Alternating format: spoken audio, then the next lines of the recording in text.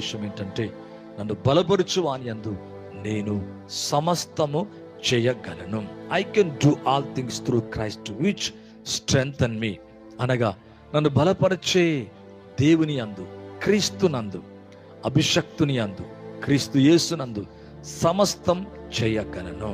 నిజమే, మరి ఏదైతే మనం చేయలేకపోతున్నామో మన సామర్థ్యాన్ని బట్టి, శక్తిని బట్టి, మన యొక్క డబ్బును బట్టి, మనకున్న టాలెంట్ బట్టి కొన్నిసార్లు ఇవేవి కూడా పనిచేయవు. మన బలపరిచే దేవుని అందే ఏమైనా చేయగలం. మరి నీ పరిస్థితులలో నిన్ను బలపరచాలని ప్రభు కోరుకుంటాడు. ఏ విషయంలో అయితే నువ్వు బలహీనమయ్యావో, బలహీనతతో ఉన్నావో, దేవుడు అందెల్లా నేను బలపరచునుగాక. అది చేతులు కావచ్చు, కాళ్ళు కావచ్చు, ఆత్మీయత కావచ్చు, ప్రార్థన జీవితం కావచ్చు, లేదా నీ సమస్య కావచ్చు. ఇక్కడ అంటాడు, నన్ను బలపరచువాని యందు. అవును, చాలాసార్లు అనుకుంటాం